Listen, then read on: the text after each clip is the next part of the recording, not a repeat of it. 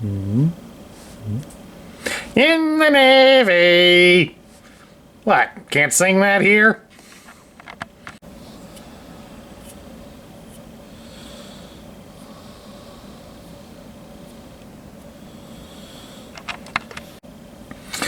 Hello everybody, Sparkster1701 here. We're on week 2 of Cobra Convergence 6, and we're here to show off a couple of Cobra naval vessels. We have here the Hydro Sled and the Water Moccasin. Now, of course, both of these sets are available from the website Geewunner.com. I bought the blueprints from his Bricklink page. Links to both are in the description down below.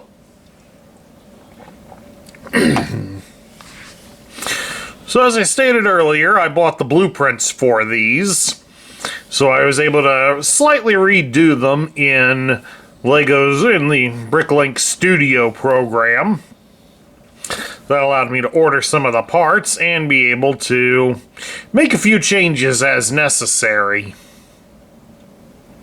Only in the sense to make sure that all the parts were totally LEGO. But nothing really was overall changed in the designs of the vehicles.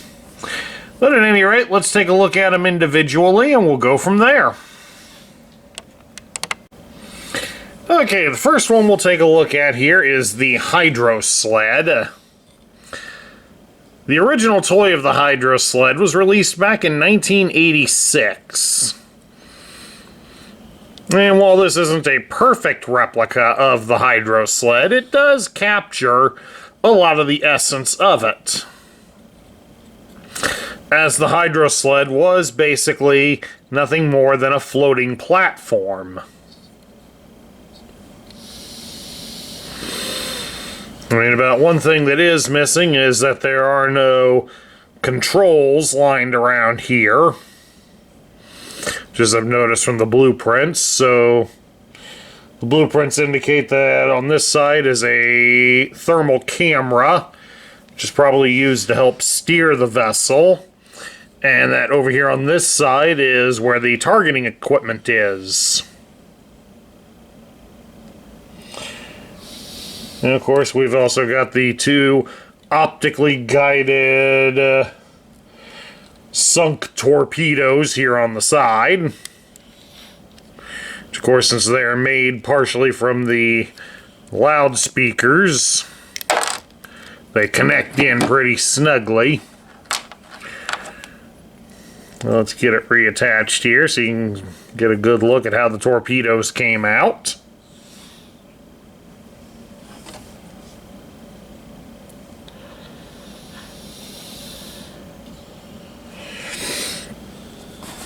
And then, of course, for some added fun, at the front of the craft, we do have the rapid-fire 9mm cannon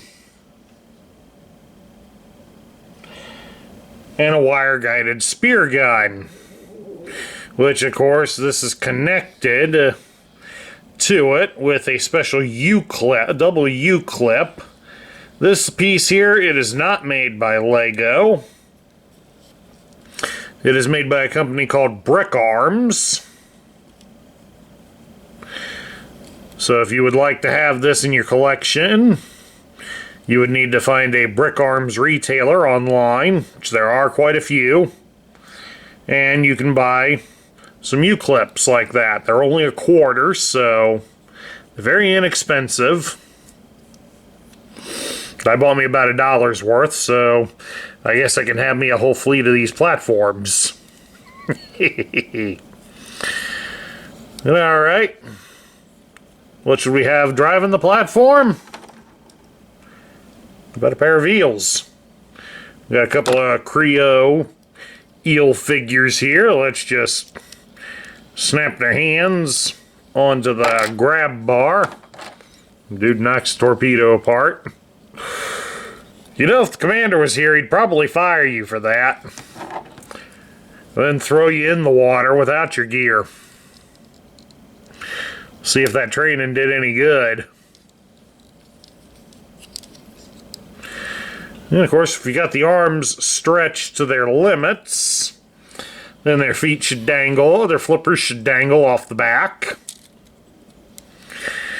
And of course, with the way they're positioned like this, they can carry their spear guns for added protection.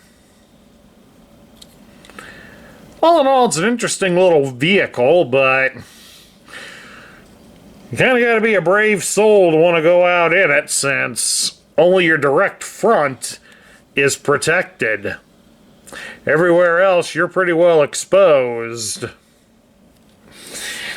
Kind of fire the harpoon gun at a boat, set it to wind the thing towards it, arm the torpedoes, and abandon ship. But all in all, I think it's rather neat looking. Let's take a look at the bigger boat now. And right here is the Water Moccasin. This was actually the first of Cobra's naval vehicles.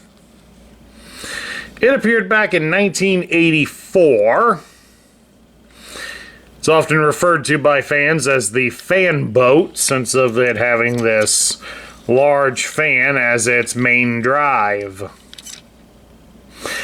Unfortunately, it's not a perfect replica of the Water Moccasin due to the fact that we don't have the frequently broken vanes that are attached to the back of the boat, since namely they would be attached here to our large LEGO prop, so it wouldn't look right if they were attached that way.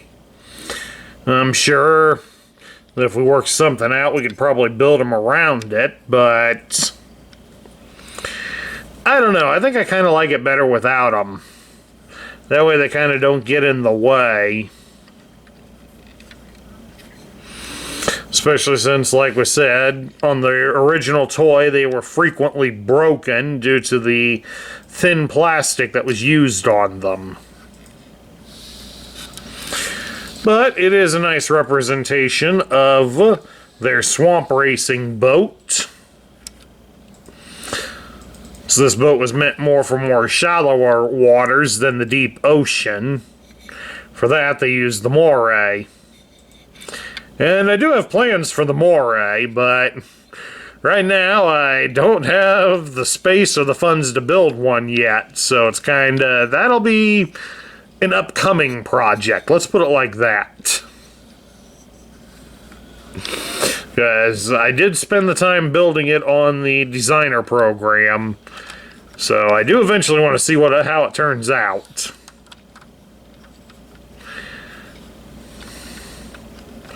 But all in all, it's got a lot of the other features of its real world toy,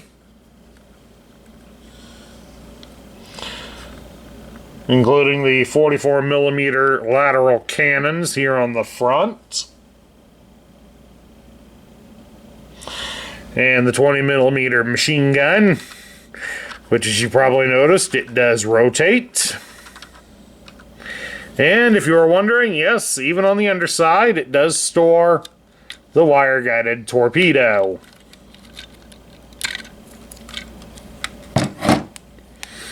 And it is removable. Again, not a perfect representation, but it is a nice detail.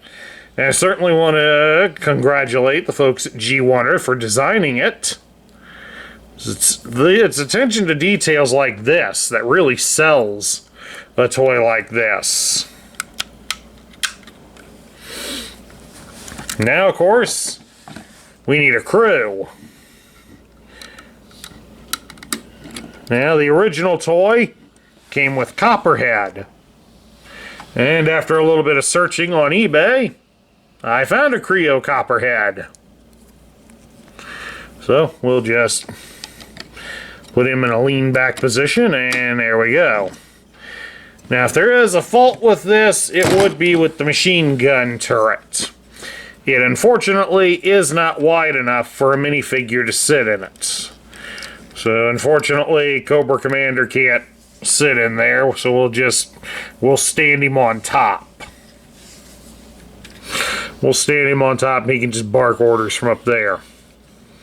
But we do have the 2 exposed side areas where extra men could be put on it.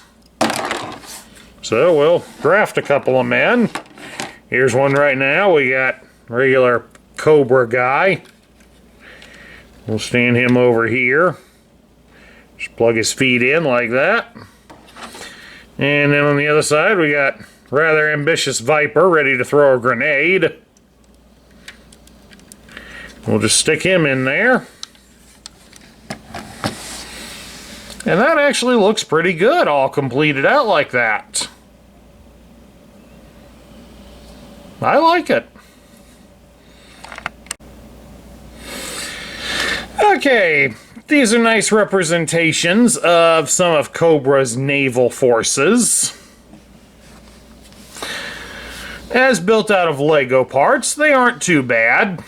But because they're built out of LEGO parts, they lack the one major play feature that their original toys had.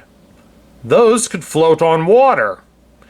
As these are built out of LEGO parts, you drop them in a thing of water and they are going to sink. So unfortunately, you don't get that as a play feature. But then again, how many of us at our ages are going to want to put these things in the bathtub? That is, if we even still have a bathtub in the house.